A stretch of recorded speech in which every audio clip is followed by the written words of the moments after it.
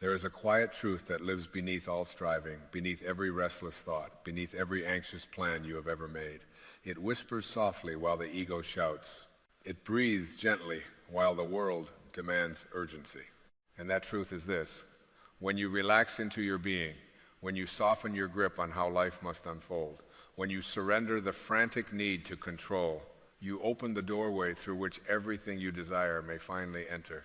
Relax, not as an escape, not as laziness, but as a sacred return. You have been taught that effort is everything, that pushing harder proves your worth, that tension is a sign of seriousness. And so you clench your jaw, you tighten your shoulders, you grip the steering wheel of your life with white knuckles, and you say, I must make this happen. But I ask you, who is this I that is so afraid? Who is this voice that trembles at the thought of uncertainty? It is the ego, that false self constructed from memory and fear, convincing you that without its constant vigilance, you will lose everything. And yet, look at the ocean. The ocean does not strain to create its waves. It does not force the tide. It does not chase the shore. It simply is. And in its being, in its vast, relaxed presence, it moves continents. You are that ocean. The ego tells you that desire requires tension. Spirit tells you that desire responds to alignment. When you are tight, you are contracted. When you are contracted, you block the very energy you are trying to receive. Everything in this universe is energy.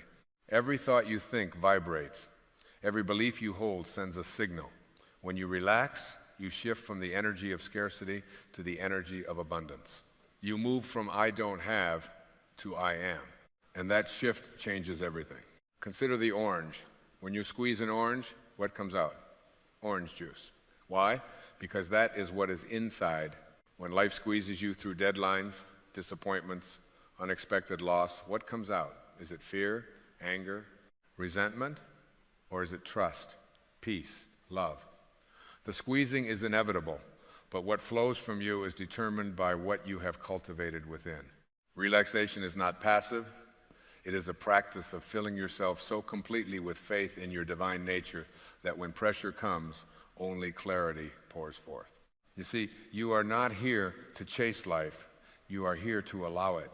There is a vast intelligence that orchestrates galaxies, that turns acorns into oak trees, that beats your heart without your conscious effort. This intelligence does not panic. It does not rush. It unfolds in perfect rhythm, and it lives within you. When you relax, you align yourself with that rhythm. You remember that you are not a separate, struggling fragment of existence. You are an individualized expression of the same infinite field of intention that spins the stars. The ego resists this idea because it thrives on separation.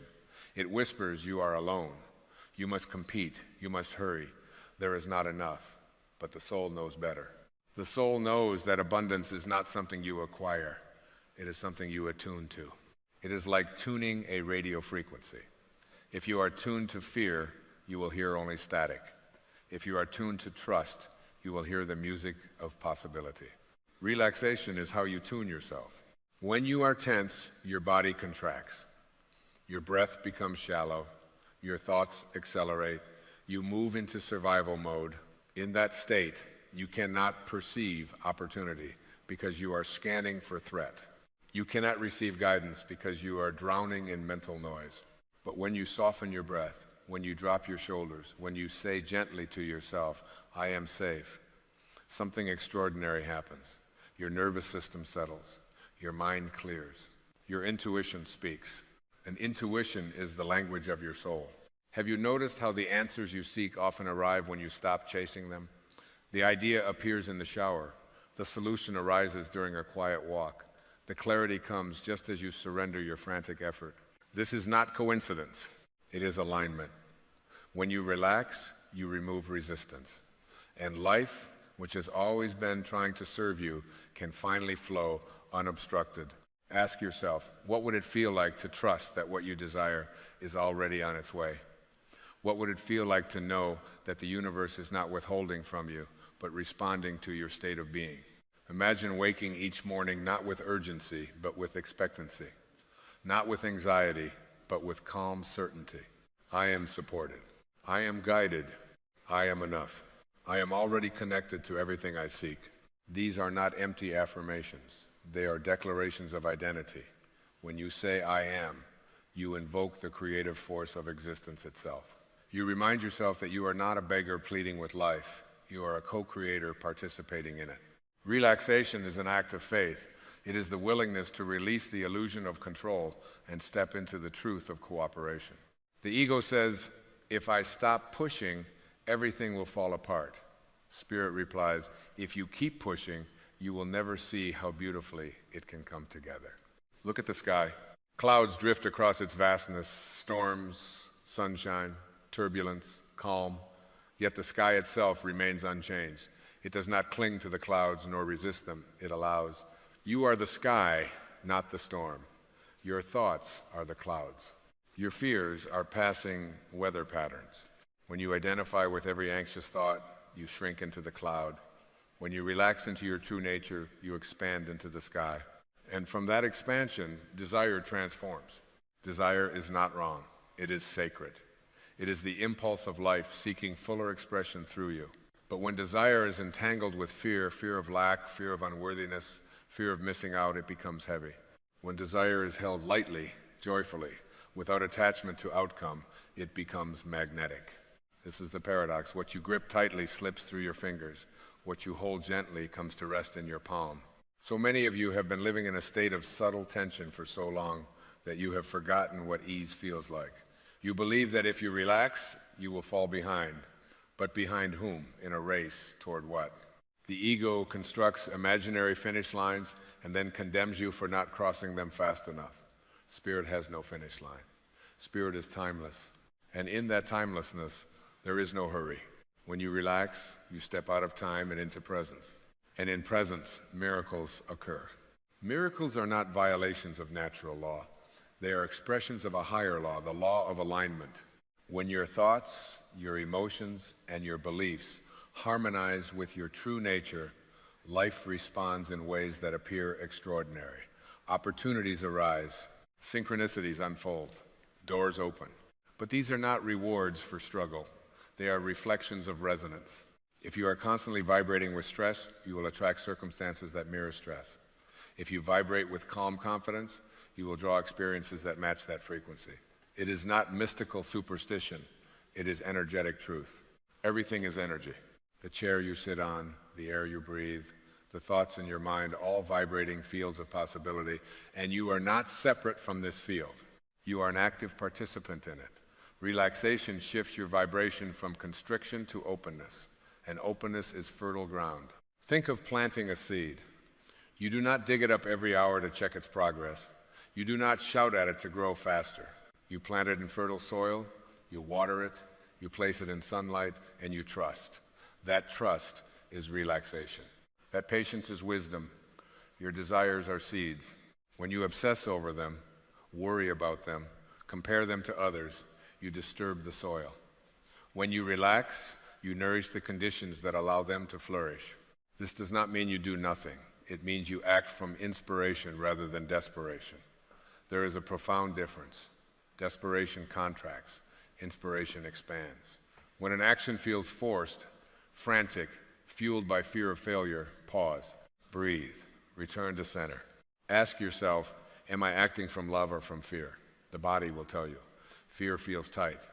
Love feels open. Relaxation is choosing love. And love is not sentimental. It is powerful. It is the force that holds atoms together and moves planets through space. When you align with love, you align with the organizing principle of the universe.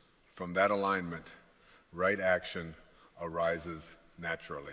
You will know what to do, not because you calculated every variable, but because you listened. The soul always knows, but it speaks softly. It does not compete with the ego's volume. To hear it, you must become still. Stillness is not emptiness, it is fullness without noise. In stillness, you remember that you are not here to prove your worth. You are here to express your essence. And your essence is already whole. So much tension comes from the belief that you are incomplete, that you must achieve, accumulate, impress, or outperform in order to deserve love or security. This is the ego's greatest illusion. You were born worthy. Before you accomplished anything, before you owned anything, before anyone applauded you, you were enough. Relax into that truth.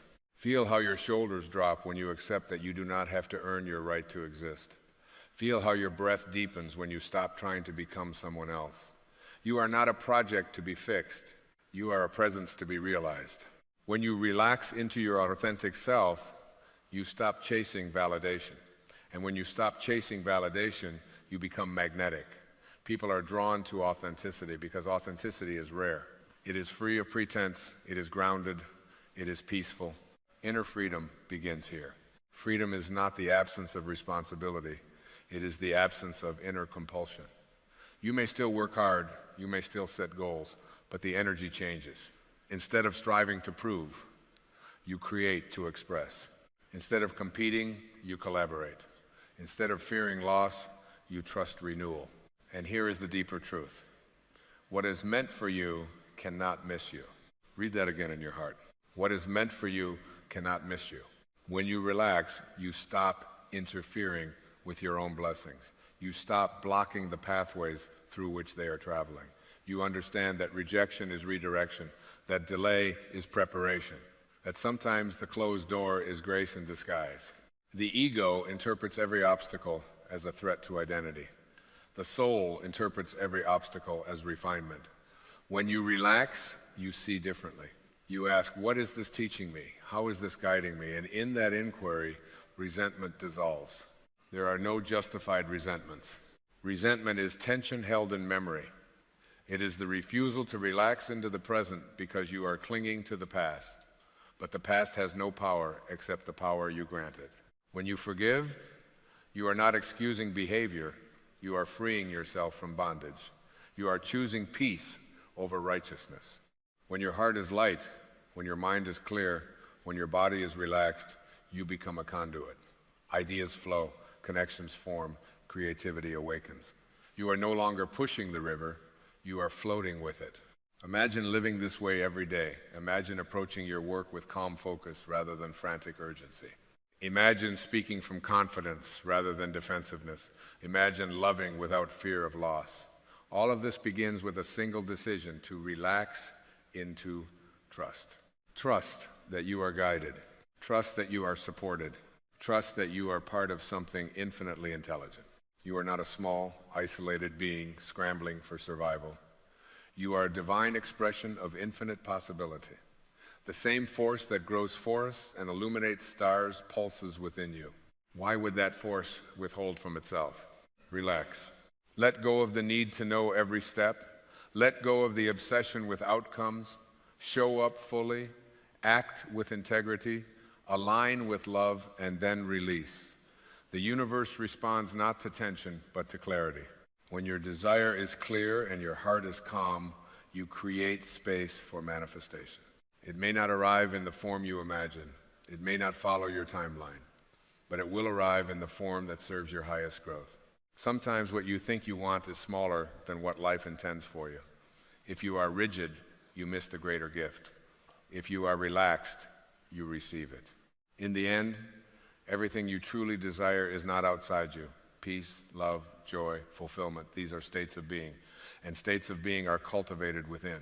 When you relax, you return to your natural state. From that state, external circumstances rearrange. So breathe. Feel the intelligence in your breath, effortless, rhythmic, faithful. Let that breath remind you that life is happening through you, not because of your strain. Allow yourself to soften into the present moment. There is nothing missing here. There is nothing lacking in this instant. You are alive. You are aware. You are connected. And from this place of relaxed awareness, everything becomes possible. Relax. And you will get everything you desire, not because relaxation is a trick to manipulate the universe, but because relaxation reveals that you and the universe are not separate. When you align with your true nature, when you release the ego's frantic grip, when you trust the unfolding of life, you discover that what you sought was seeking you all along.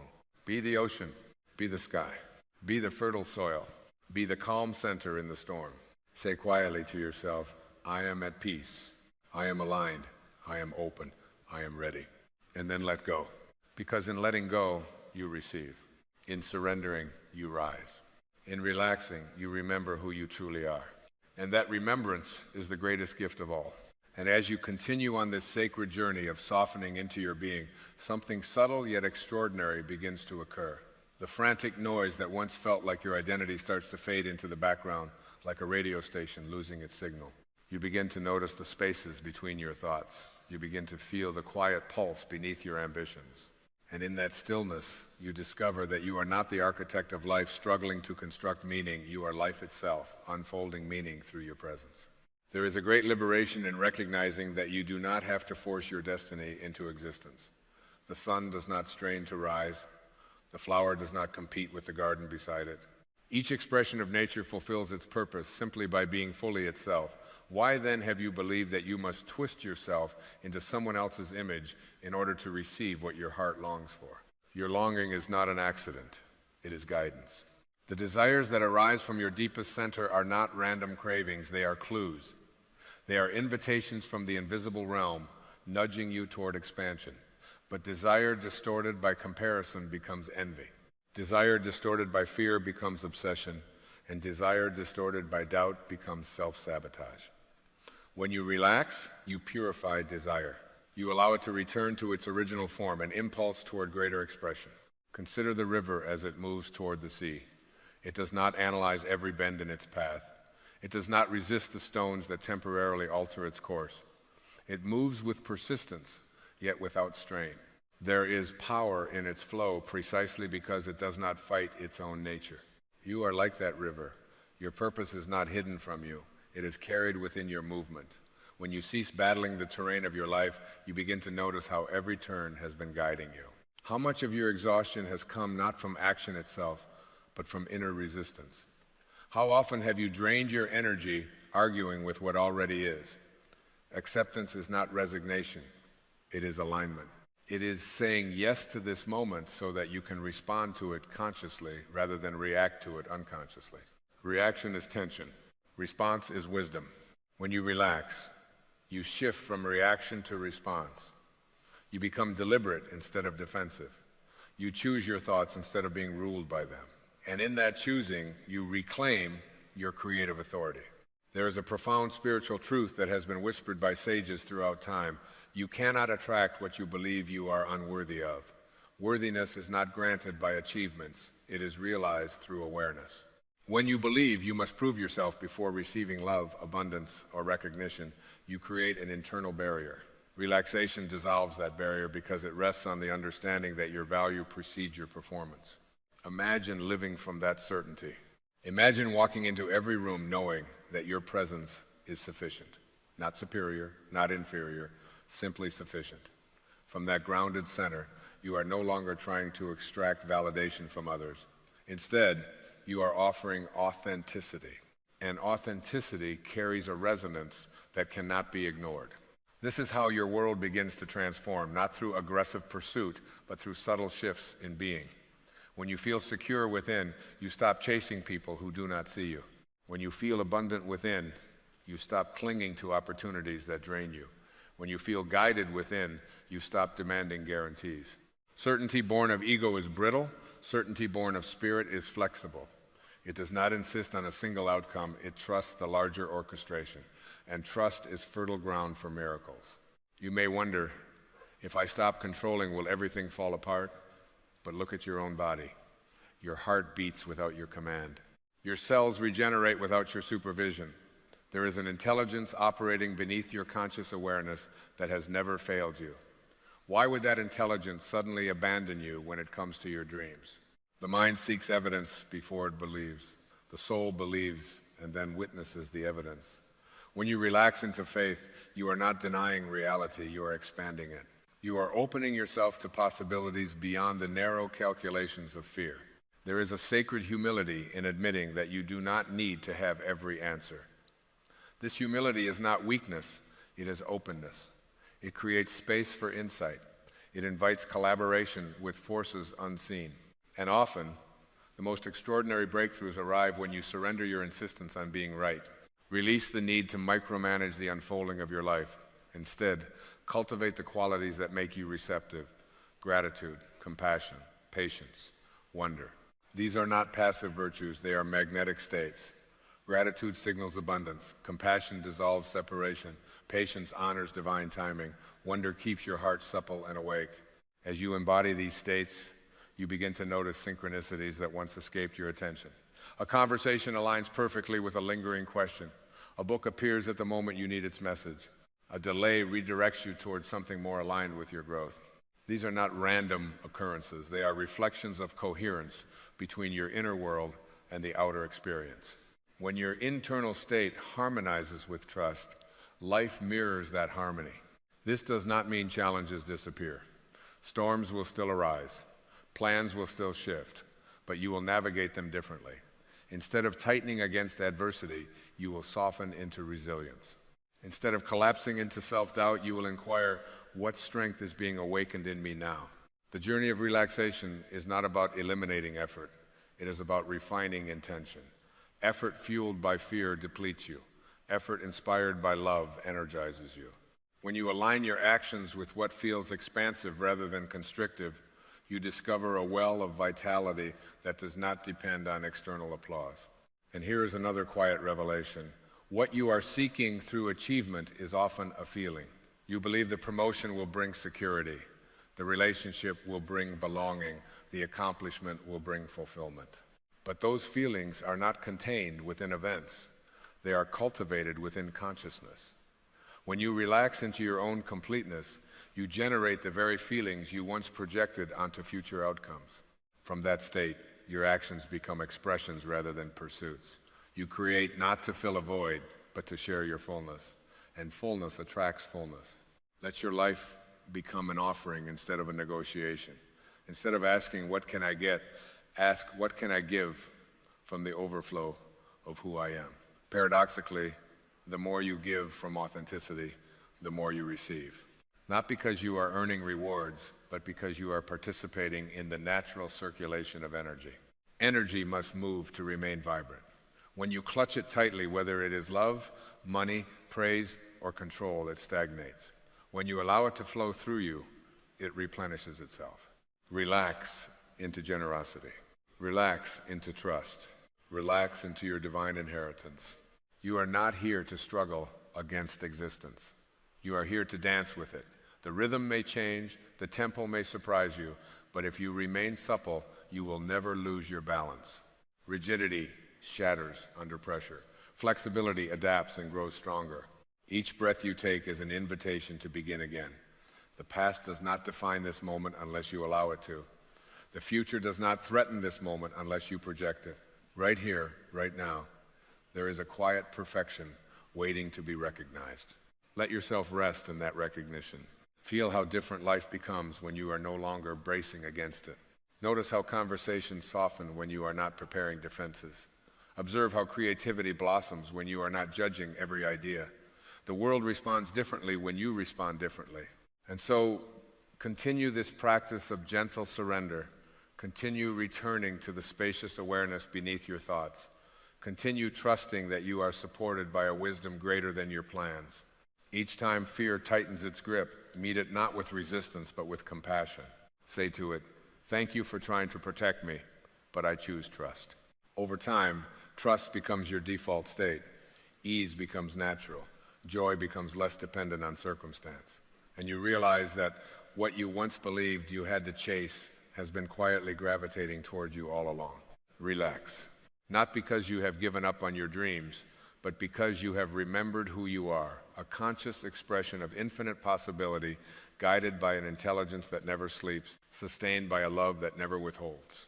And in this remembering, desire and fulfillment are no longer separate experiences.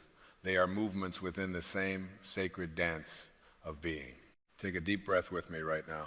Not the hurried breath of someone chasing the next moment, not the anxious inhale of a mind trying to control outcomes, but the slow, deliberate breath of a soul, remembering something ancient. Feel it. Life is breathing you. You are not managing the breath. The breath is happening. And in that simple realization is a profound truth. There is an intelligence beating your heart, growing your fingernails, moving the tides of the oceans, spinning galaxies in silent perfection. That same intelligence is guiding your life. Relax. Life already knows the way. From the moment you arrived in this physical body, something far greater than your personality has been at work. Before you had a name, before you developed preferences, before you learned the language of comparison and fear, you were pure presence. You were the sky before the clouds appeared. You were the ocean before the waves began to identify themselves as separate. And yet somewhere along the way, the ego whispered a lie. It said, you must control everything. You must compete. You must defend. You must prove. And you began to believe that you were the wave, struggling against other waves, terrified of crashing onto the shore. But what if you are not the wave? What if you are the ocean itself? The wave rises and falls. It appears for a moment, dazzling in the sunlight, and then dissolves back into the vastness. The ego trembles at this idea because it seeks permanence in form. It wants the wave to last forever. It wants recognition, applause, certainty.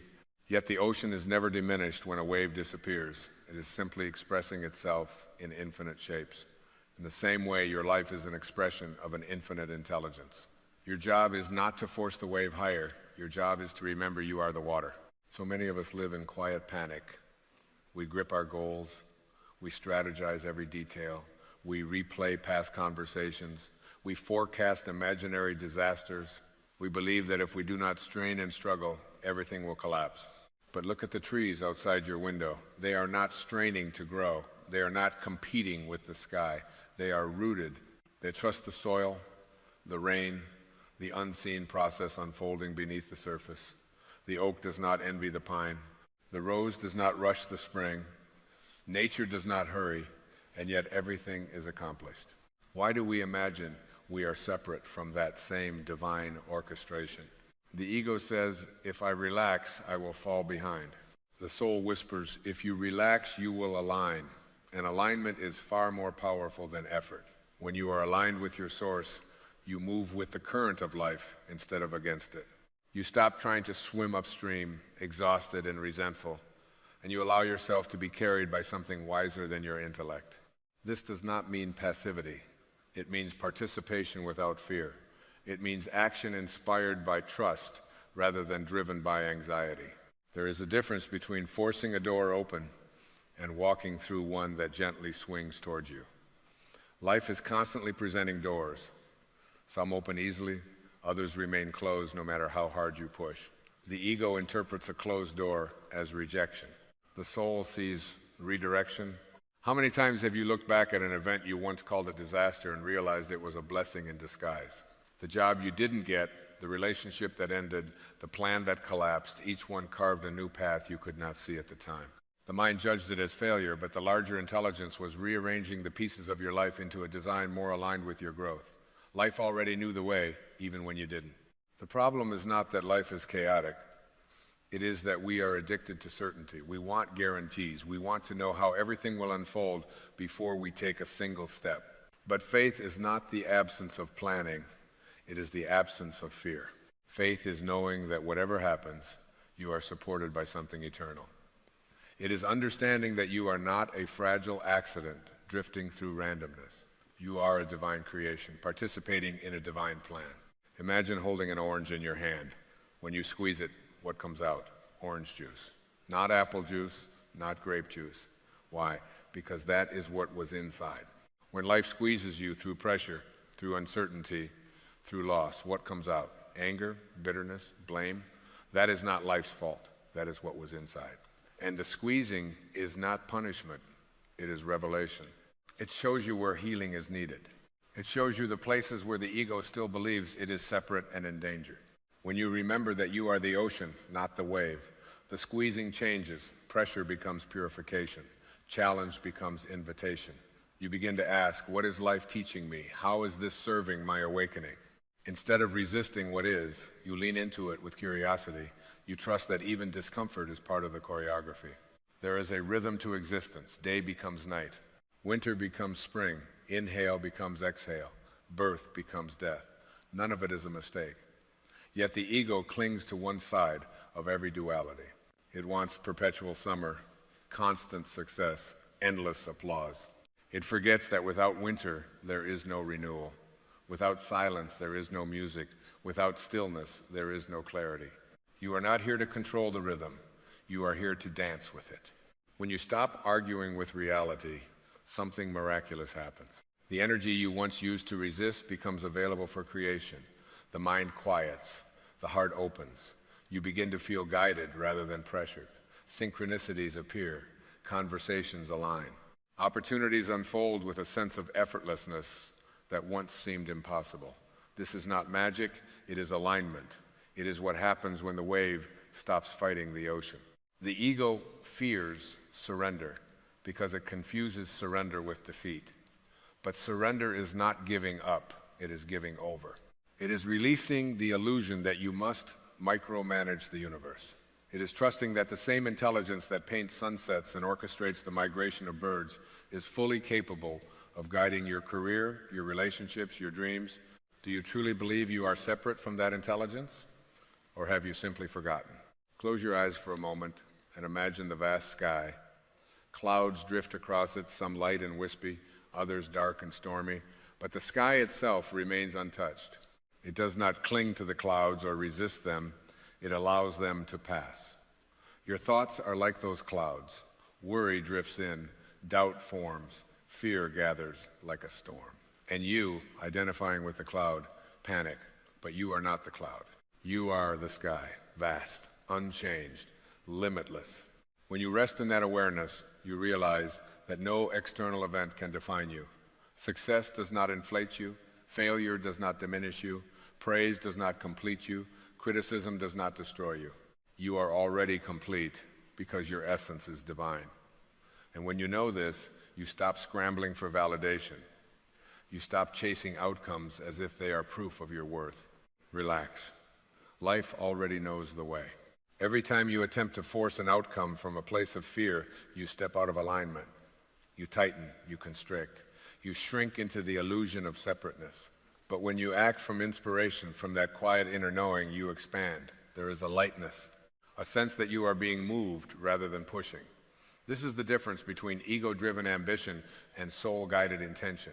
Intention is not about controlling details, it is about aligning with qualities. If you set the intention to live in peace, you will be guided toward experiences that teach peace. If you set the intention to embody love, you will encounter situations that invite you to choose love over fear. The path may not look like you expected, but it will always serve your evolution. Consider the seed planted deep within the earth. In darkness, it breaks open. From the perspective of the seed, this breaking might feel like death, yet it is the beginning of growth. You, too, have experienced moments when everything seemed to be falling apart. Perhaps it was not falling apart. Perhaps it was breaking open. Perhaps life was creating space for something greater to emerge. The ego resists breaking open because it thrives on familiarity. It would rather remain in a small, known prison than step into vast uncertainty. But the soul longs for expansion. It longs to express its infinite nature through you. And when you cling to the old, you block the new. When you insist on controlling the script, you miss the improvisation of grace. There is a deep intelligence within you that always knows the next step. Not 10 steps ahead, not the entire map, just the next step. And that is all you ever need. The mind demands the whole staircase before it takes a step. The heart needs only the next stone illuminated. When you listen to that quiet inner voice, you are guided with precision. It may tell you to rest when the world says hustle. It may tell you to speak when fear says stay silent. It may tell you to let go when attachment screams, hold on. Trust it. Trust that the discomfort you feel is not evidence of failure, but evidence of growth. Trust that the delays are not punishments, but preparations. Trust that even the endings are sacred. For every ending clears space for a beginning aligned with who you are becoming. You are not here to survive life. You are here to participate in its unfolding with awareness. When you shift from control to trust, from fear to faith, from ego to essence, something extraordinary happens. You experience freedom. Not freedom from circumstances, but freedom within them. You realize that peace is not found in arranging the world to your liking. Peace is found in aligning with the deeper current that flows beneath appearances. Imagine floating on your back in a calm sea. If you thrash and panic, you exhaust yourself. If you relax, the water holds you effortlessly. Life is like that. When you trust, you are held. When you fight, you sink into anxiety. The choice is not about controlling the ocean. It is about choosing your posture within it. I am not suggesting that challenges will disappear. Storms will come. Waves will rise. But when you know you are the ocean, the storm does not define you. It passes through you. And afterward, you remain vast, undisturbed at your core. Say to yourself quietly, I am guided. I am supported. I am exactly where I need to be. Feel the resonance of those words. They are not empty affirmations. They are reminders of truth. When you declare I am, you speak from the same creative power that brought the universe into being. You align with the source of all existence, and from that place, fear dissolves. The more you relax into trust, the more you notice that life is not happening to you, it is happening through you. You are both the instrument and the musician. The melody of your life is being composed in real time, and your role is to allow it to flow without insisting it sound a certain way. When you stop criticizing the notes, you begin to appreciate the symphony. There is no rush. The oak tree does not become mighty overnight. The river does not reach the ocean in a single leap. Everything unfolds in divine timing. Impatience is a signal that the ego is demanding immediate gratification. Patience is the soul's understanding that growth is invisible before it becomes visible. Relax. Life already knows the way. You do not need to have all the answers. You do not need to eliminate every uncertainty. You do not need to fix every imperfection. You need only to remain connected to the awareness that you are more than your thoughts, more than your fears, more than your temporary circumstances.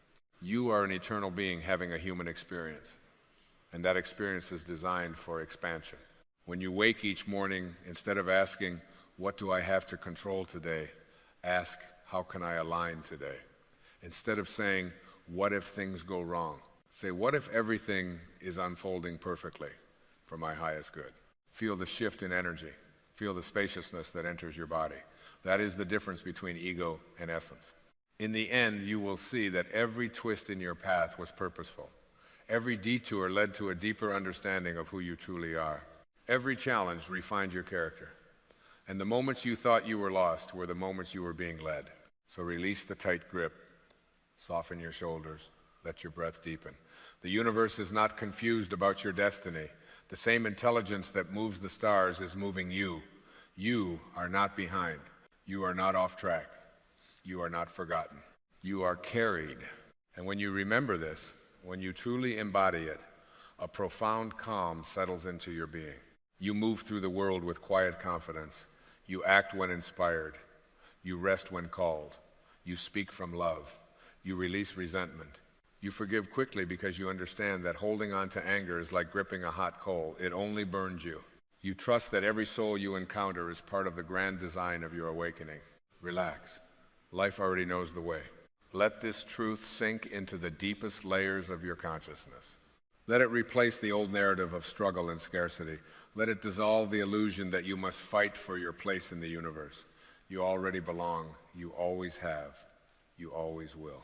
And as you walk forward from this moment, carry this awareness like a quiet flame within your heart. When doubt arises, return to it. When fear whispers, breathe into it. When uncertainty appears, smile gently and remember, the path is unfolding exactly as it must. You are the ocean. You are the sky. You are the intelligence behind the breath. Trust it. Align with it. Relax into it. Life already knows the way. And as you continue along this sacred journey, there will be moments when the path ahead appears obscured, when the horizon seems wrapped in fog, and your carefully constructed plans dissolve like mist in the morning sun. In those moments, the invitation is not to panic, not to grasp for certainty, but to deepen your listening. For beneath the noise of the world, beneath the chatter of the conditioned mind, there is a current of knowing that has never once been confused about your direction. You were born with an internal compass that does not rely on external approval. It does not spin wildly in the presence of criticism, nor does it inflate under praise. It is calibrated to truth, yet many have been taught to distrust it. We have been conditioned to look outward for permission, to measure our worth by comparison, to seek validation in fleeting applause. And so the compass grows quiet, not because it has failed, but because it is waiting for you to remember its voice. When you begin to honor that inner guidance, something subtle shifts. Decisions are no longer made from fear of missing out or fear of falling behind. They arise from resonance. You feel into a choice rather than calculate it to exhaustion. There is a softness in the body when something aligns, a constriction when it does not. Your body is not merely flesh and bone, it is an instrument of intuition. It speaks in sensation long before the mind formulates language. Consider how a river finds its way around obstacles. It does not argue with the rock. It does not attempt to overpower the mountain. It flows, it curves, it adapts without losing its essence. That is strength without aggression. That is power without force. You, too, possess this capacity. When resistance appears in your life, you can meet it with rigidity or you can meet it with fluidity. The river never doubts that it will reach the sea. It understands that every bend is part of the journey. So often we mistake delay for denial. We assume that if something does not manifest immediately, it must not be meant for us. But what if timing is an act of compassion? What if certain doors remain closed because you are still gathering the wisdom required to walk through them? There are seasons for planting and seasons for harvesting. To demand fruit from a seed that has just been placed in the soil is to misunderstand the rhythm of growth. Within you exists the quiet sanctuary, untouched by circumstance. It is not shaken by market fluctuations, not diminished by relational conflict, not defined by titles or possessions. It is the space of pure awareness. When you rest there, even briefly, you recognize that your essence has never been wounded.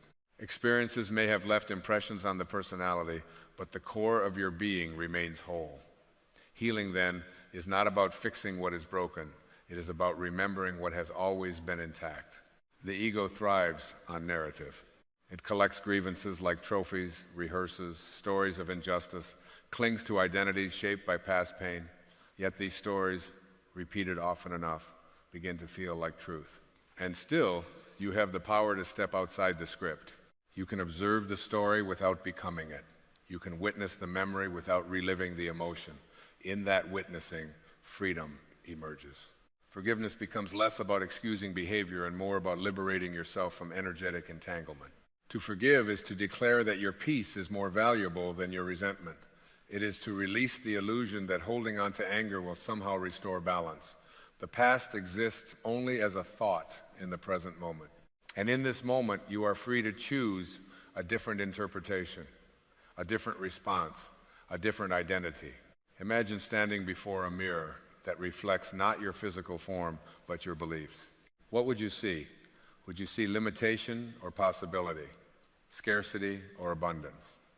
If you have been gazing into a mirror of doubt, you may have forgotten that you are the one holding it. You can tilt it toward faith. You can polish it with gratitude. The reflection changes when the perception shifts. Gratitude is not a denial of difficulty. It is an acknowledgement of underlying grace. Even in the midst of challenge, there are threads of support woven through your experience. A lesson learned, a strength discovered, a compassion awakened. When you train your awareness to notice these threads, life begins to feel less like a battleground and more like a classroom designed for your expansion. There is immense power in the simple declaration, I am willing. Willing to grow, willing to release, willing to trust, willing to see differently. Willingness opens doors that force cannot. It softens the rigid edges of expectation and creates space for miracles to enter. And miracles, contrary to popular belief, are not violations of natural law. They are expressions of a higher law, operating beyond the limited perception of the ego. When you align with that higher law, synchronicity becomes commonplace. You think of someone and they call. You contemplate a new direction and an unexpected opportunity appears. These are not random coincidences. They are reminders that you are participating in an interconnected field of intelligence. Your thoughts carry energy. Your intentions ripple outward. You are not isolated. You are intricately woven into the fabric of existence. This understanding dissolves loneliness at its root. Even in solitude, you are accompanied by the presence that animates all life. The same force that causes flowers to turn toward the sun resides within your own awareness. You are never outside of it. You cannot fall from its embrace. The feeling of separation is a learned perception, not an ultimate truth. As you deepen into this realization, comparison begins to lose its grip. You no longer measure your journey against another's timeline. You recognize that each soul unfolds uniquely, like distinct notes in a vast symphony. To envy another's melody is to forget the beauty of your own. When you honor your path, you contribute authentically to the whole. There will still be moments of uncertainty. This is part of the human experience. But uncertainty need not equate to fear. It can become a sacred space of potential. When the future is unwritten, possibility is infinite. Instead of filling that space with worst-case scenarios, you can fill it with trust. You can say, I do not see the entire design, but I trust the designer within. And so you move forward, not with reckless abandon, but with quiet confidence. You take inspired steps without demanding immediate proof. You allow relationships to evolve naturally. You release the need to micromanage outcomes. You recognize that control is often a disguised form of insecurity, while trust is an expression of inner strength. Each morning becomes an opportunity to recommit to this alignment. Before the world rushes in with its demands, you center yourself in stillness. You remember that you are a spiritual being engaging in human activity, not a human being occasionally having a spiritual thought. From that remembrance, your actions carry a different quality. They are infused with intention rather than urgency. And as the days unfold, you begin to notice a gentle transformation. Situations that once triggered anxiety now invite curiosity. Interactions that once sparked defensiveness now offer compassion. You respond rather than react. You listen rather than assume. This is the quiet evolution of consciousness. It does not announce itself with fanfare. It reveals itself in subtle shifts of perception. The world may continue its noise, its speed, its endless striving. But within you, there is a sanctuary of calm that cannot be shaken. You carry it into boardrooms and kitchens, into conversations and quiet evenings. It becomes the foundation from which you live rather than a place you visit only in crisis. And in this way, your life becomes less about achieving a distant destination and more about embodying a present truth. You realize that fulfillment is not postponed until some future milestone. It is available now, in this breath, in this awareness, in this gentle surrender to the intelligence that has always been guiding you. So walk forward with a softened heart and an open mind. Let go of the need to choreograph every detail. Allow yourself to be surprised by grace. When confusion arises, pause instead of pushing. When fear whispers, return to your inner stillness. When doubt appears, remember the countless times you were carried through what once seemed impossible. There is a wisdom within you that predates your worries. There is a strength within you that does not depend on circumstance. There is a love within you that requires no external source. Anchor yourself there. And as you do, you will find that life does not demand your constant vigilance. It invites your conscious participation. It does not require your struggle. It welcomes your trust. It does not need you to dominate the current. It asks you to flow with it. Breathe deeply again. Feel the quiet assurance settling into your bones. You are not lost. You are not unsupported. You are not navigating a meaningless maze. You are unfolding precisely as you are meant to unfold. And in that unfolding, there is a quiet perfection. And as you stand here in this awareness, something within you grows still. Not the stillness of emptiness, but the stillness of deep knowing. The kind of knowing that does not need evidence. The kind of knowing that feels like home. You begin to sense that nothing in your life has been accidental. Not the detours, not the heartbreaks, not the long nights of questioning. Each experience has been a brushstroke on the canvas of your awakening. What once felt like chaos now reveals itself as choreography. What once felt like loss now reveals itself as refinement. You are not becoming whole. You are remembering that you have always been whole. The striving softens. The urgency dissolves. You no longer chase the horizon because you realize the horizon moves with you. The fulfillment you sought in distant achievements begins to glow quietly from within. It was never waiting at the finish line. It was waiting in your recognition. There is a profound gentleness available to you now. A way of walking through the world without armor, a way of speaking without defense, a way of loving without bargaining. When you trust the intelligence that breathes you, you no longer feel compelled to prove yourself to anyone. You understand that a rose does not struggle to justify its fragrance. It simply blooms. And so you bloom. You bloom in uncertainty. You bloom in transition. You bloom even in the presence of unanswered questions, because your blooming is not dependent on perfect conditions. It is an expression of your essence. You are life expressing itself as you, and life does not hesitate.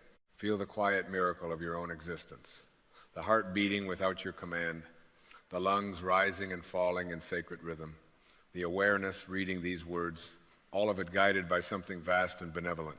You are not separate from that vastness. You are a unique expression of it. Let this realization settle deeply. You are supported in ways you cannot always see.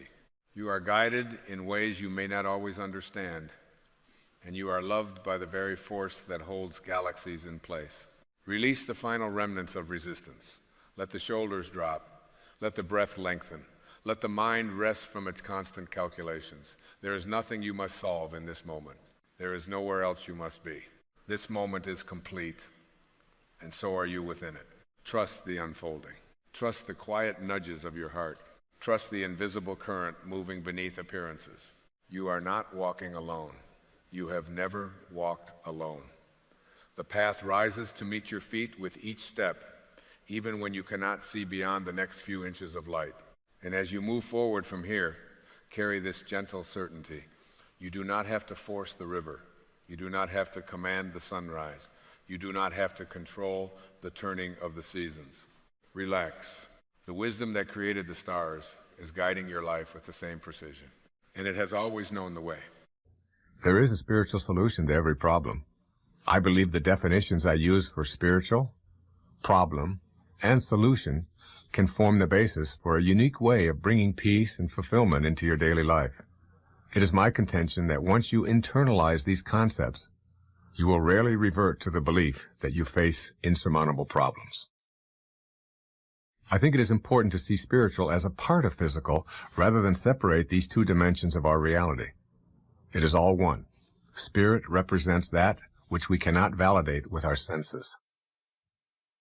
The real key to understanding spiritual is this idea of our inner world and our outer world. One world, yet two unique aspects of being human. I have a friend who compares the physical to a light bulb and the spiritual to electricity. When I refer to spiritual, I do not intend it to be synonymous with religious. Religion is orthodoxy, rules, and historical scriptures maintained by people over long periods of time. Generally, people are born into religions and raised to obey the customs and practices of that religion without question. These are customs and expectations from outside of the person and do not fit my definition of spiritual. Spirituality is from within. My personal understanding of spiritual practice is that it is a way of making my life work at a higher level and of receiving guidance. The ways in which I do this involve a few simple but basic practices. I have enumerated them here in my own order of significance. Surrender. This is first because it is the most crucial and often the most difficult. In order to surrender, you must be able to admit to being helpless. In surrender, my thoughts are something like this. I simply do not know how to resolve this situation, and I'm turning it over to the same force that I turn my physical body over to every night when I go to sleep. I'm willing to turn any problem over to this invisible force, which is my source, while keeping in mind that I am connected at all times to that source. In other words, the spiritual life is a way of walking with God instead of walking alone. Love. Activating spiritual solutions means converting inner thoughts and feelings from disharmony to love. I use a metaphor of a long cord that is hanging from my hip, and I have the option of plugging that cord into one of two sockets. When I plug into the material world socket, I receive the illusions of disharmony. I feel out of sorts, hurt, upset, anguished, and hopeless in terms of being able to solve or correct my problem. When I am plugged in this way, I struggle to attain false powers. Defining empowerment only in material world terms is a reflection of being spiritually disconnected. When I imagine this cord being yanked from the material world socket and replugged into the spiritual socket, I immediately experience a sense of peace and relief. I can relax and remember that the Spirit is God, which is synonymous with love. Love, and love alone, dissolves all negativity, much as light dissolves darkness by just its mere presence. The infinite. Awareness of our infinite nature is terrific for putting everything into perspective. When I unplug myself from the material and replug myself into the spiritual, I immediately let go of fear, judgment, and negativity. Infinite love is what I receive from that new energy source.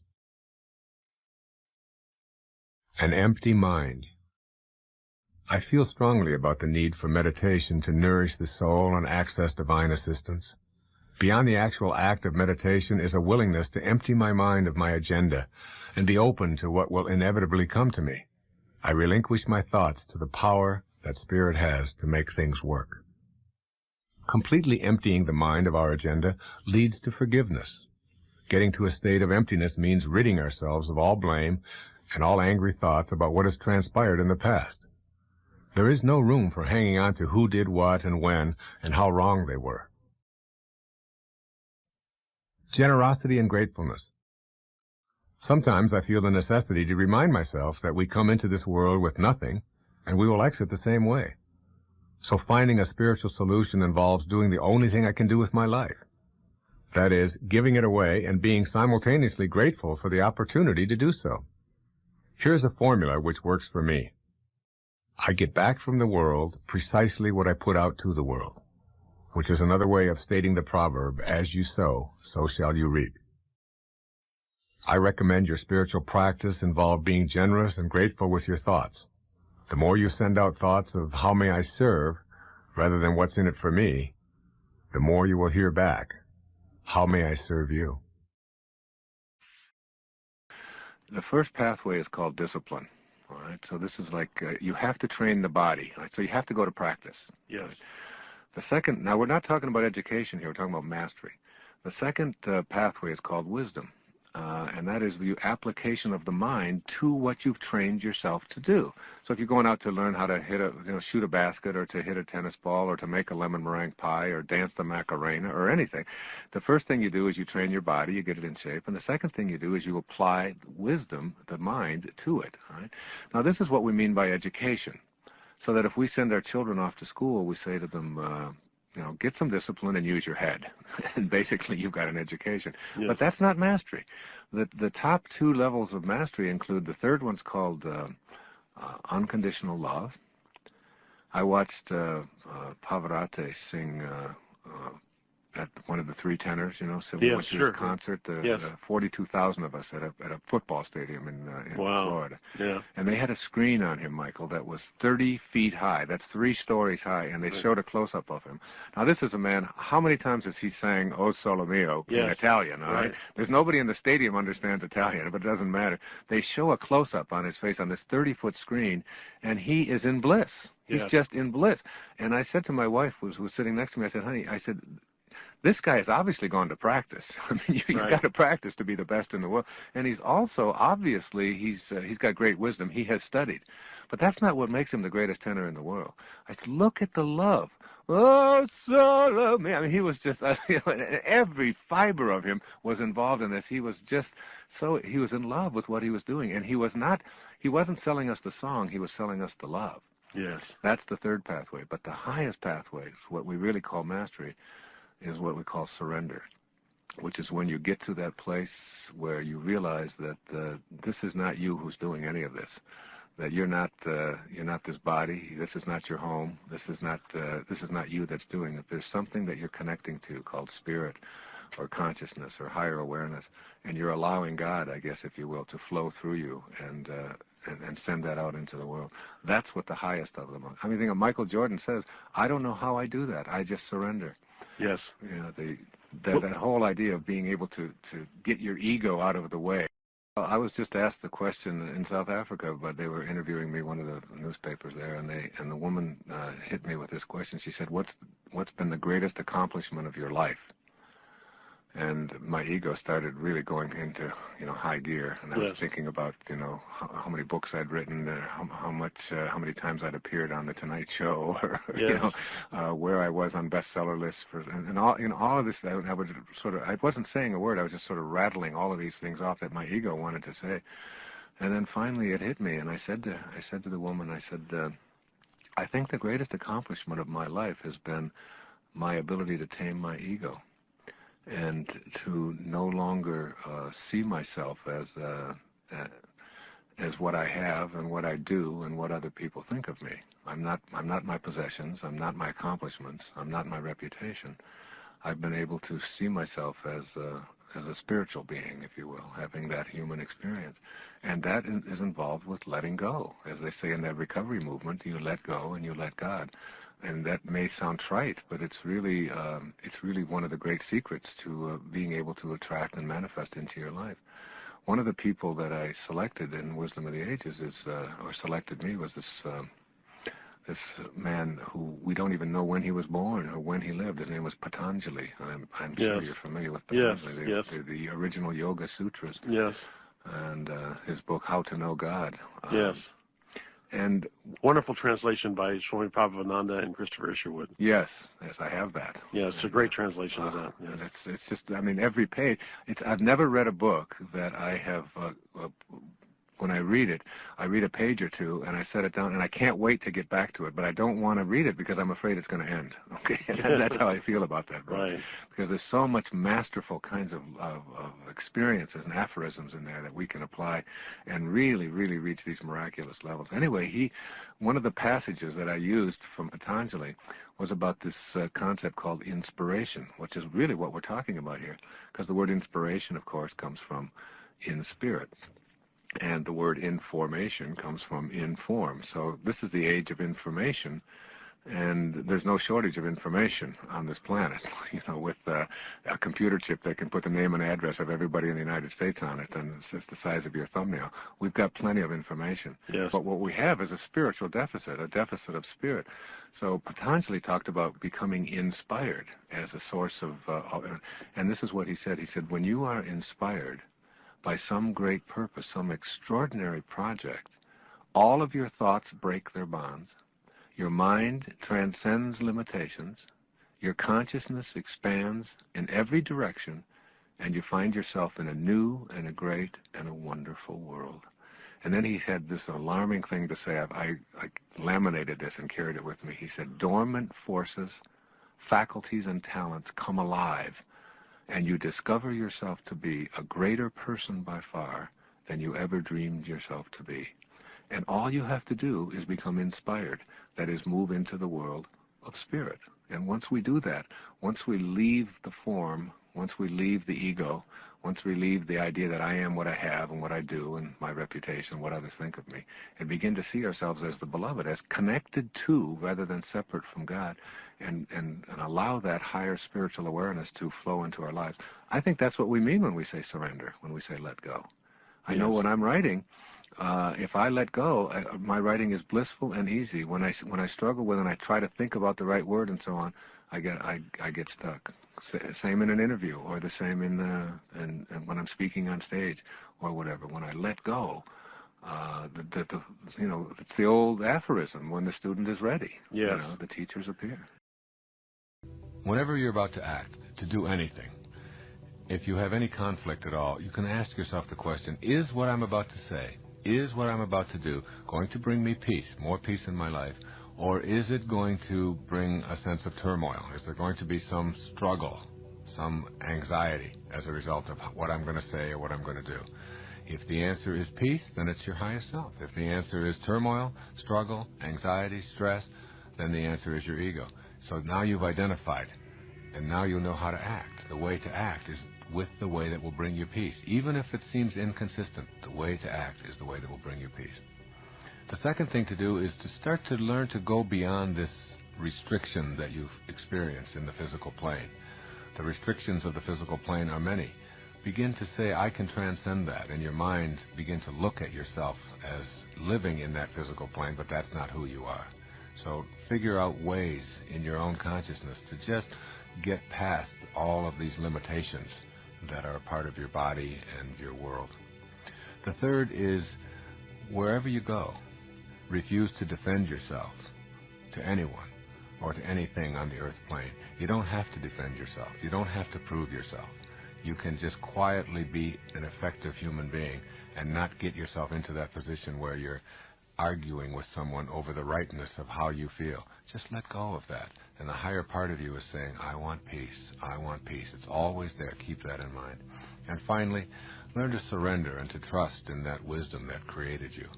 The act of surrendering is letting go, detaching yourself from all of the beliefs that you have that it's important for you to be right and it's important for you to prove other people wrong and all of these kinds of things that keep you sort of in that restriction. Once you surrender and once you let go, you find yourself a whole lot freer in your life. To understand that you have a higher self and to know it and be aware of it is one thing, but to trust in it is quite something else.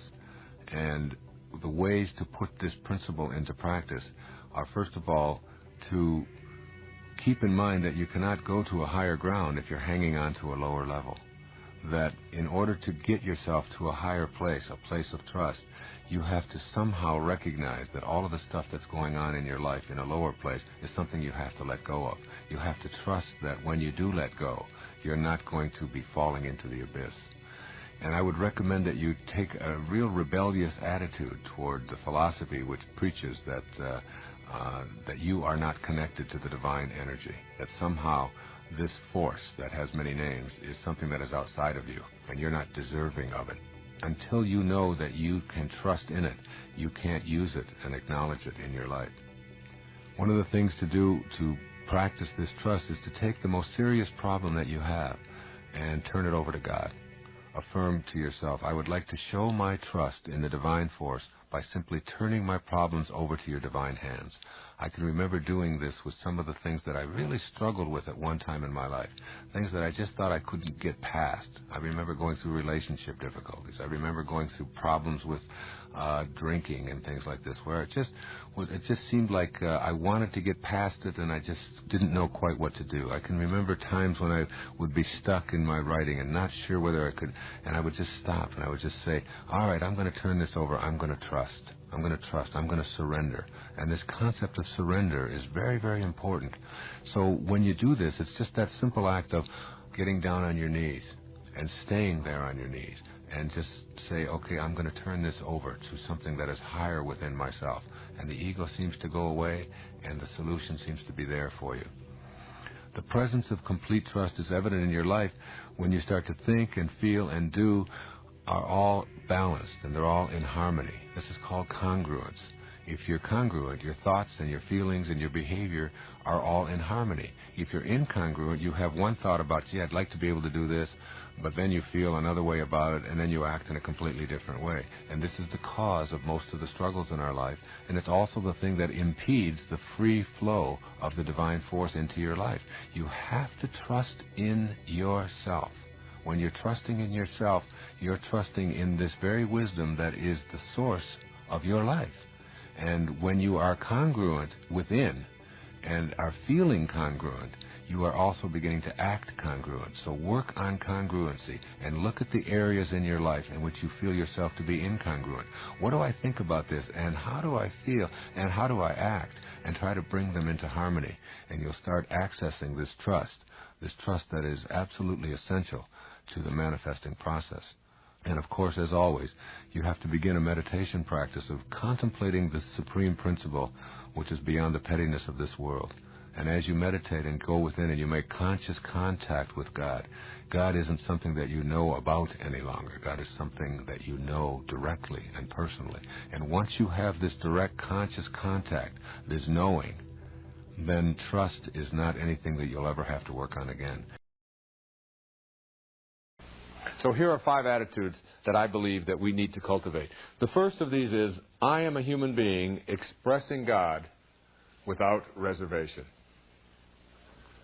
This is an attitude that says, who I am is particular, is individual, but I am expressing God.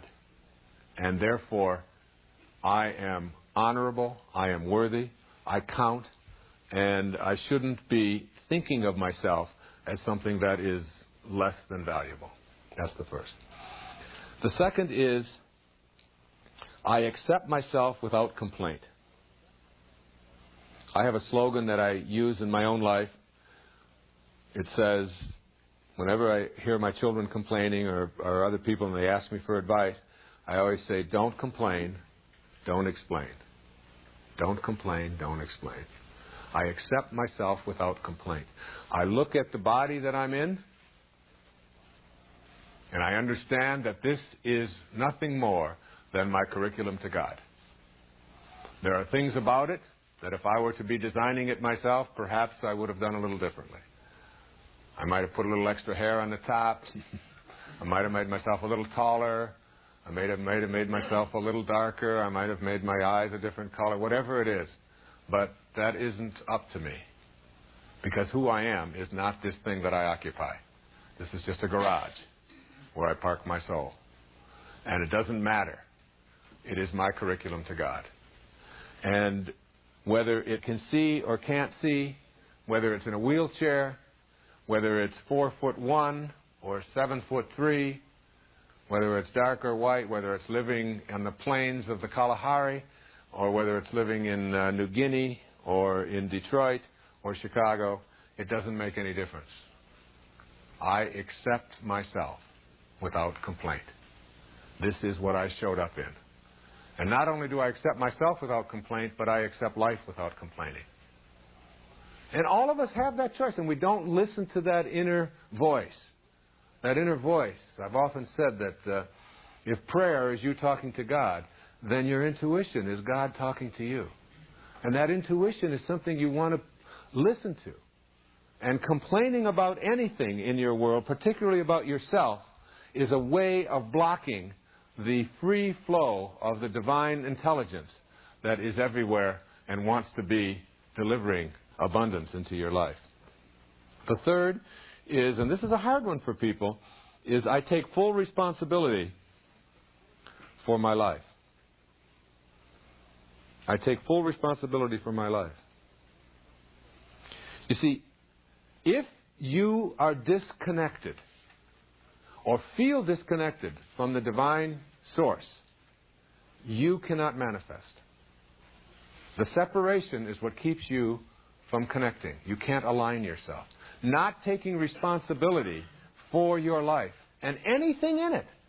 And I get letters from people who feel that I shouldn't be saying this because people who have illnesses that they can't do anything about, they don't want to have to take responsibility for them.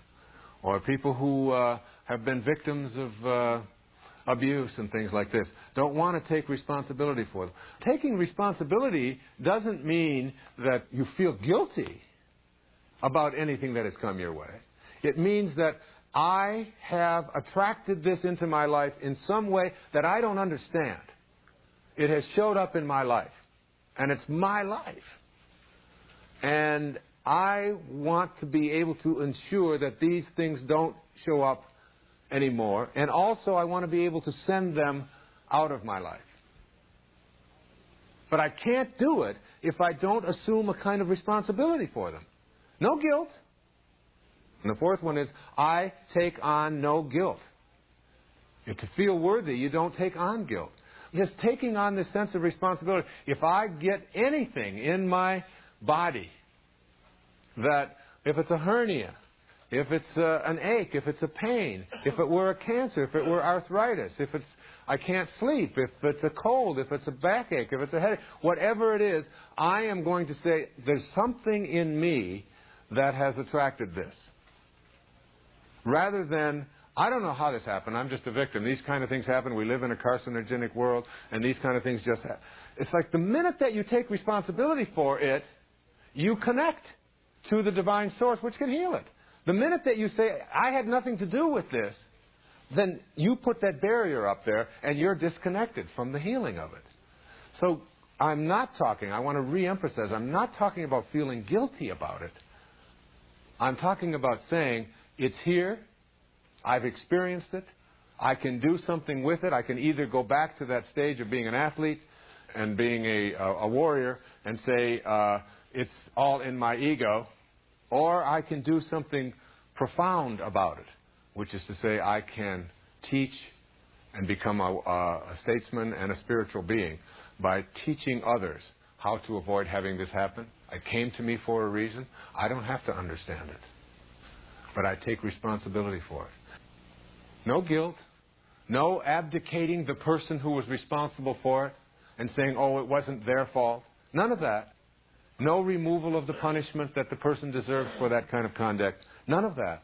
Simply taking responsibility and saying, I now connect to whatever it is that's in my life, and I no longer am going to carry around the anguish and the guilt there, any place in my life.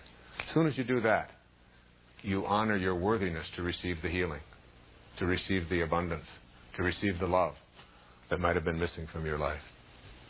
The fifth and final affirmation or attitude to create for ourselves a sense of being worthy is to have congruency in your life. Congruency. I understand the importance of harmony between my thoughts, my feelings, and my behaviors. Very often, most of the problems that we face as people come from our inability to have congruency or harmony exist between what I think, what I feel, and how I behave.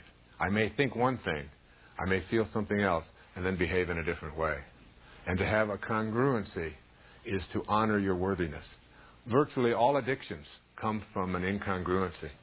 I have a thought about one thing, I feel something else, and then I behave in a different way. And that incongruency is what keeps us from feeling worthy.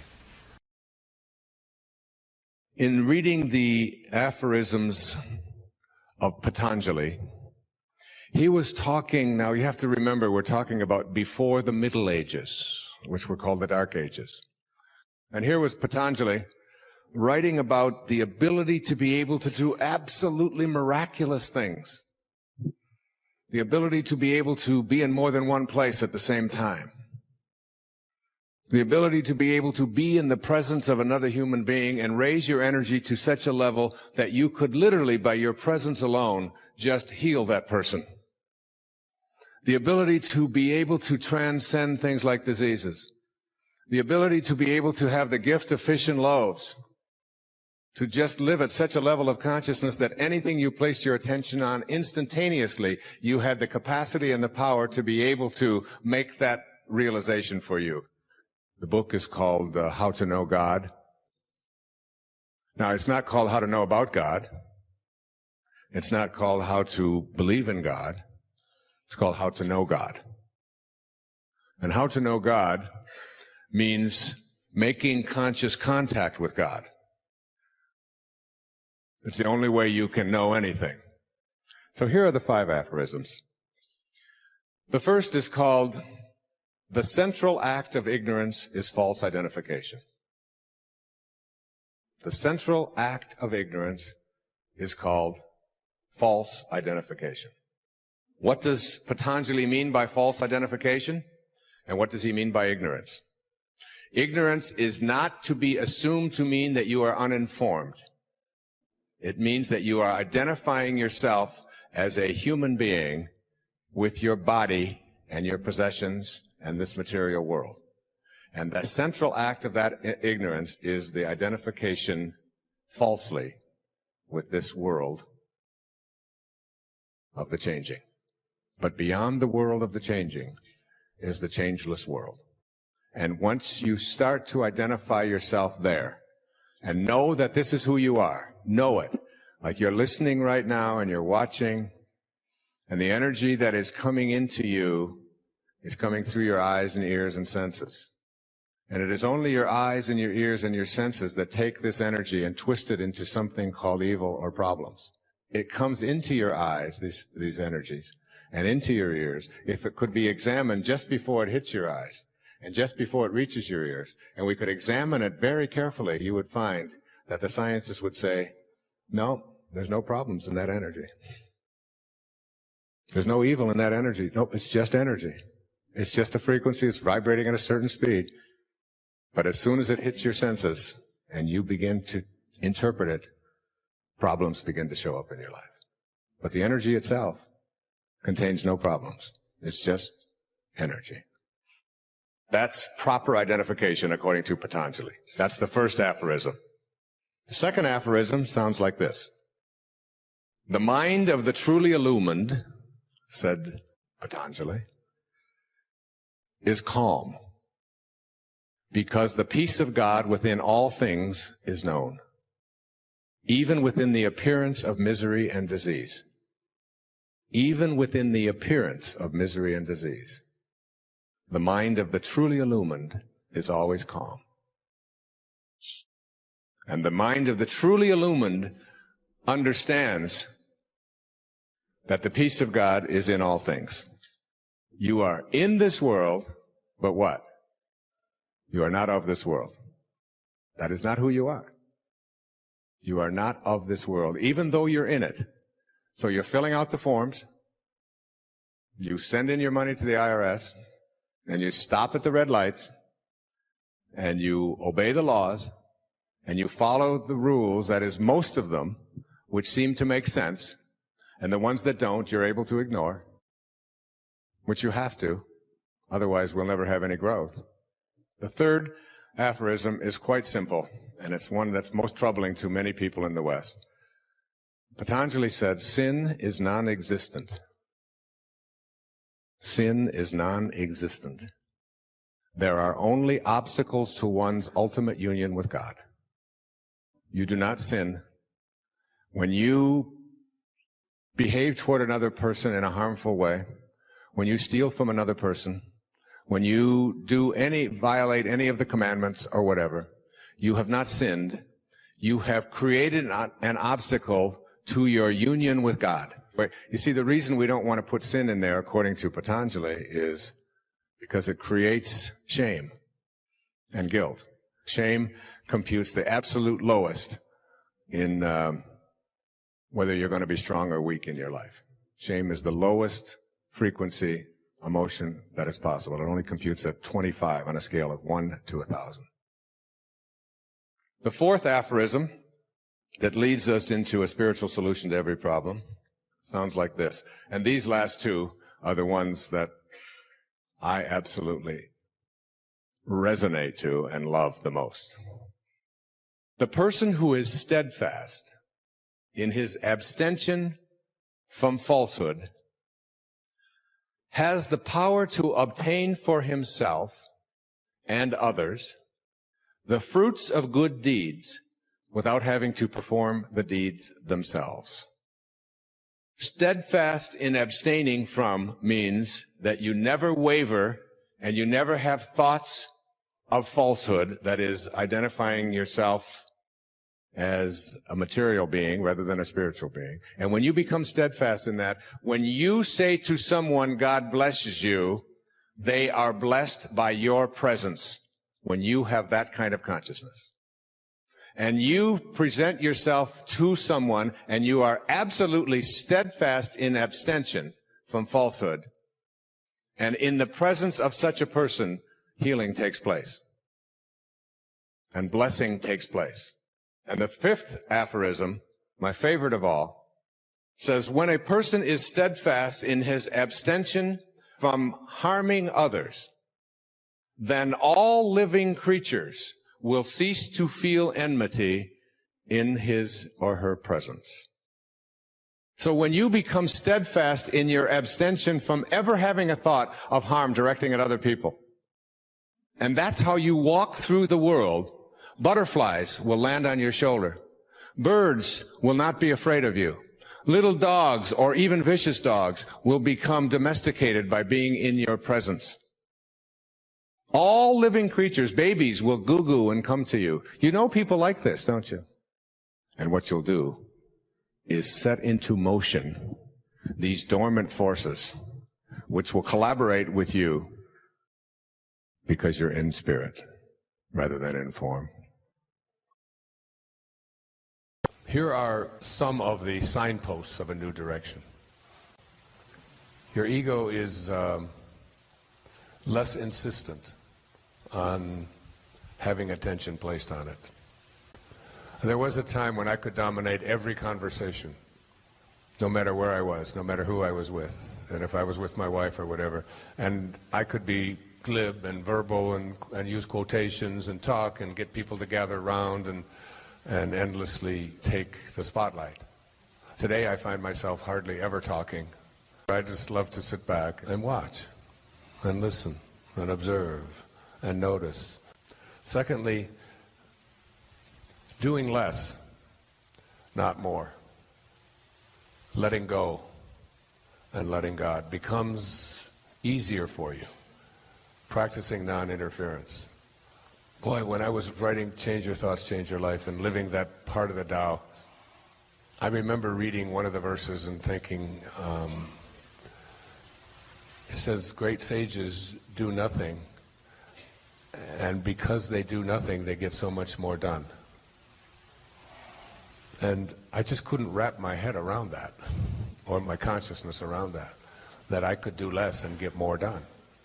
I mean, we've grown up in a world where you have to go out and do more in order to get more. It says in the Tao, great sages accomplish great things by thinking small rather than thinking big.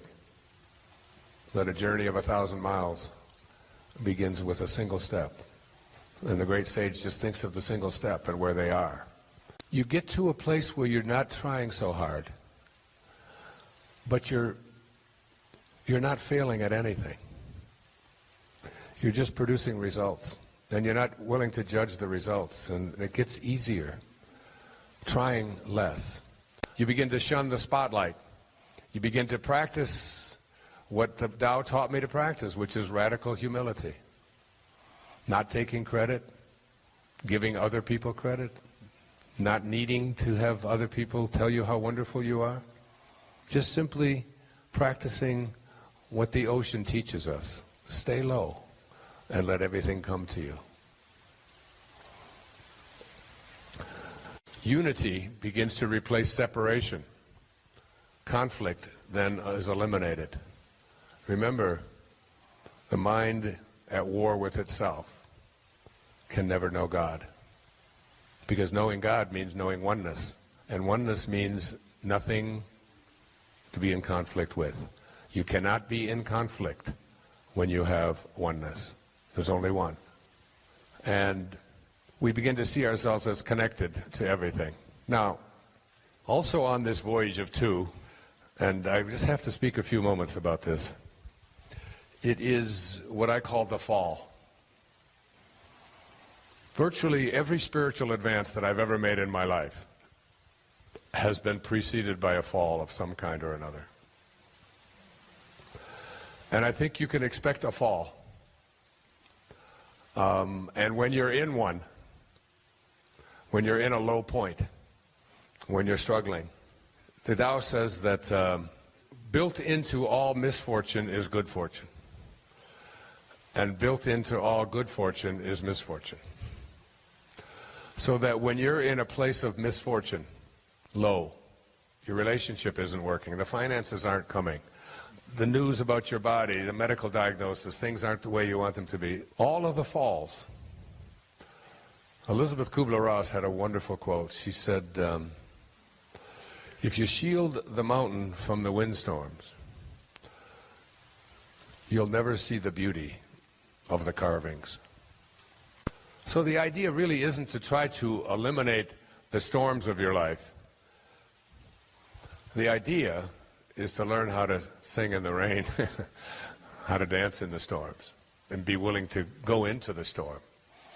And the final thing about this journey back, I talked about it in the film, is called the quantum moments. And these are moments in our lives that really shift us, and they almost always come after a fall. So you have the fall, that as you have one of these falls, what you are doing is you are generating energy to propel yourself over the bar. If you remember in the film, I spoke about the night that I had one of the most shameful nights of my life, when I required my wife and our 5 little children, we had 5 children in 8 years, and they had closed the bar at the restaurant because someone the night before had served someone underage, and they wouldn't give me a beer with my meal. And I made everybody in the family be inconvenienced and get up and go to another restaurant because I was upset because I couldn't have my beer. Now that's a jerk. That's shameful behavior. It's hard for me to even admit it, but I'm better than I used to be. Now I'd only make them go 2 blocks instead of 3. No, I wouldn't do that. I wouldn't do that. And that morning, after that fall provided me with the energy. I began to think about myself and what was I doing? How long has it been, Wayne, since you've gone without having a beer in the evening? I couldn't think of a day in the previous 2 decades. And what are you doing making your wife, who's had 5 children with you in 8 years, move? And you know what it means to move little children like that? You know, with all of the things that you have to take and put them in the cars and the seat belts and all of that, and none of it mattered to me. But that fall allowed me probably to be alive today. Because if I would have kept drinking the way I was, I wouldn't be alive today. It was going to kill me, because alcohol is like sugar. I mean, it's loaded with sugar, by the way. So these falls, when you have one, start looking for the energy and start seeing what it can bring to you as you move back. The following principles represent my personal view on how your mind and your subsequent behavior can move you from toxic energy levels of the material world into the level of spirit, wherein lies the solution to any and all problems. Practice the presence of spirit. Practice awareness of the impossibility of being outside of the omnipresent spirit. Some ways of doing this are to remind yourself when you first awaken that this is a day that God will be with you at all times.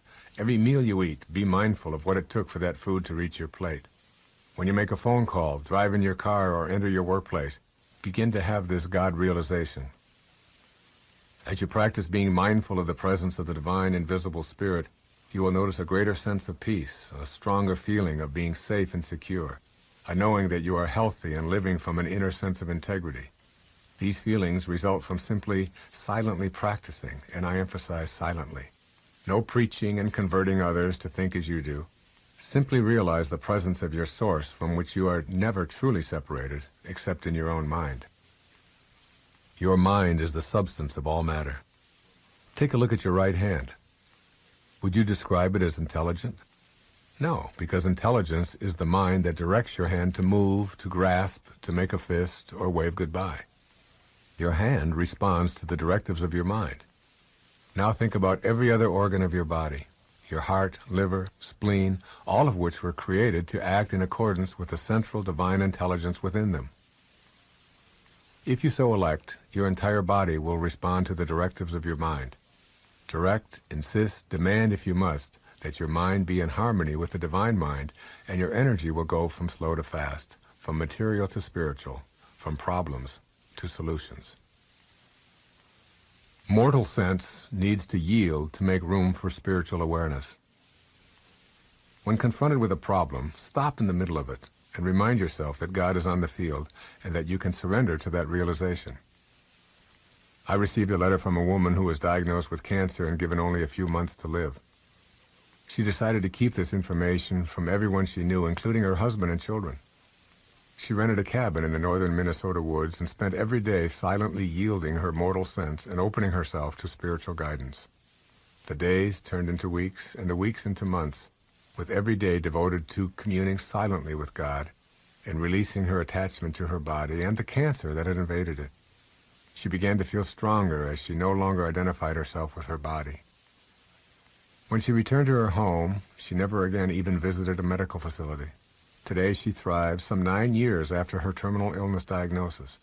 The commitment to yield her mortal sense and allow the calm, peaceful, serene, loving presence of God to handle the cancer was what she intuitively felt was her pathway to healing. Send love to and pray for your enemies. Harboring anger and hatred toward anyone guarantees that you remain in low energy fields where problems will continue to crop up in your life. I suggest that you examine every relationship in which you feel judgmental thoughts of anger and hatred. Replace those thoughts with energies of acceptance, kindness, and love. You will have to make a personal commitment to, first of all, notice what you are feeling, and then exercise your ability to choose to send love. When your heart becomes pure, your enemy becomes your friend, or even more significantly, your teacher. Your worst enemies are your greatest teachers because they allow you to examine the emotions of anger and revenge, and then to transcend them, They give you the exact tools you need to elevate yourself to the spiritual energies that provide your solutions. God is not withholding. Imagine for a moment that you know a person who has stored away everything you want or need for your happiness, but refuses to let you have them unless you do his bidding, ask properly, and behave as he wants you to. Furthermore, this person can heal you of the disease, but allows you to suffer for now, and maybe will consider healing you at some future date. This would not be a very nice person, let alone a very nice God. Is this the kind of withholding God that you imagine the spiritual energy to be? In the scriptures it clearly says, "And everything I have is yours." These 6 little words may be the secret you've been looking for to raise your awareness to a spiritual level. Whatever solution you seek for whatever problem you may have is available to you in this moment. It is in you, not in some mythical Santa Claus-like being floating around in the heavens, dispensing goodies to some and baddies to others. You are always connected to this universal source of present moment energy. You are not being punished. Just as God does not withhold, God does not punish. The idea that God could be punitive is inconsistent with spiritual awareness. It is a mistake of the ego or the intellect to believe there is evil for which God must punish you. You correct an error by bringing truth to it. The idea that God will condemn you is not consistent with a God of forgiveness. You believe either in one power or two. The power of one is the power of love. Evil exists first as a thought of non-good or non-God, and then it is that thought which is acted upon. But it's all an error. If it's not good, it's not of God. And if it's not of God, it can't exist, since everything is of the one power we call God. You can correct all of the errors of your belief in separation from God by bringing that higher, loving energy to those areas of your life that are plagued with problems. They are not punishments. Rather, think of them as errors to be corrected. Let's now examine the elements that most of us agree define the essence of our Creator, along with how they can help us sensibly approach Him. 1. God is love. We came from love, and we desire to return to that heaven while still on earth. I repeat Emerson's appropriate observation that love is our highest word and the synonym for God. In other words, if we dwell in love, we dwell in God. If God is love and cannot be anything other than what God is, and we wish to have a dialogue with God, then it seems to me that we come to our source in love, or we're wasting our time. So in the private, quiet, prayerful moments of asking for God's help, don't ask Him to help defeat others in any way. Rather, pray, "Dear God, make me an instrument of Thy love. I want to be like You. I have forgiven them, and I have forgiven myself."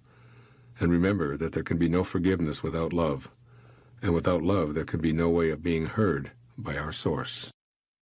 2. God is peace.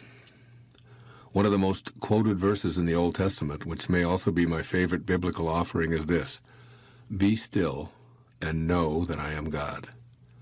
So a corollary of this might then be agitated and turbulent, and you will never know God. Along with praying or communing with our source with peace in our heart, we must be still.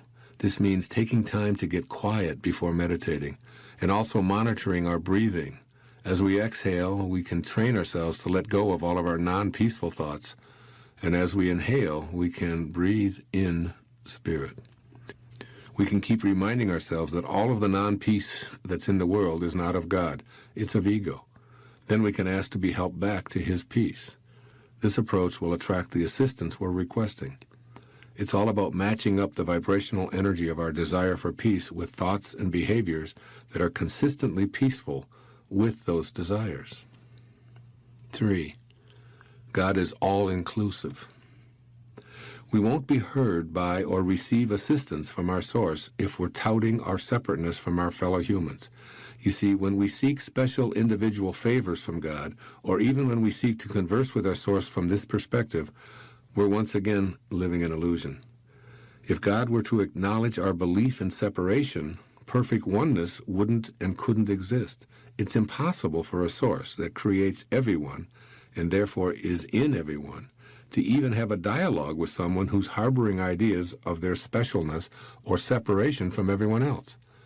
In conversing with our source, as always, we strive to be more like it. So we need to see ourselves as connected to everyone in the universe as we enter into prayer. Then we can ask for guidance and assistance in summoning the all-inclusive Spirit. Make me an instrument of you. Allow me to see you in everyone I encounter. Help me to see myself in others and to extend first to them what I aspire to myself. I've noticed that this is how you are, and I wish to be just like you. The key is getting past your ego-based idea of separation and instead seeing yourself as a part of the oneness of all. As Thomas Aquinas put it so succinctly, true peace consists in not separating ourselves from the will of God. 4. God is abundance. As St. Paul once said, God is able to provide you with every blessing in abundance. So why is there so much apparent shortage in the world, including people starving and living in poverty, and millions of folks having the persistent problem of too much month left at the end of the money? Well, what I can say for certain is that God is not to blame. There's more than enough to go around. After all, we came from a place that knows nothing of deprivation, and we arrived on a planet that has the capacity to grow the food and slake the thirst of every one of its inhabitants many times over.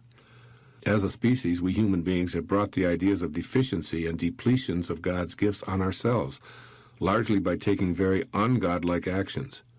God serves all of us, but our greed has made us forget others and focus only on ourselves. As a people and as individuals, we've brought lack to our lives, and we can only fix this deficiency by becoming more like our always serving, endlessly abundant spiritual source. The answers to the resolution of poverty and scarcity are readily available to us, and they'd be resolved tomorrow if we remembered that we're all one on this planet. We all share the same origins, and we all end up back in the same non-place where we began. When we return to spirit in our heart, our governments will align with this truth, and our leaders will emerge from in-spirit consciousness. And 5, God is well-being. Spirit never has a fever and knows nothing of illness. So in my humble opinion, it makes no sense to pray or engage in a discourse with God from a perspective of asking to be healed, unless, that is, we have a firm understanding of what we mean by the word heal. If we mean to overcome an illness or infirmity, then I feel that we're again violating the truism that nothing can be what it isn't, including God.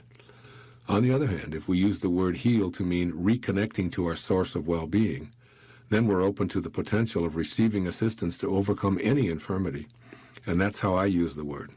I never asked God to help me to get over a feeling of sickness. Even when I had a minor heart attack 5 years ago, I asked to be made an instrument of God's well-being. I acknowledged that my body had taken on non-well-being, be it from my lifestyle, diet, and habits, or the toxins I breathe in and out, whatever. It was not of God, it was of me in this physical world, and I prayed to be reunited to a stream of well-being. I knew that I was a piece of God, and it was just as easy for him to heal a cut on my finger as it was to restore my heart to a healthy state.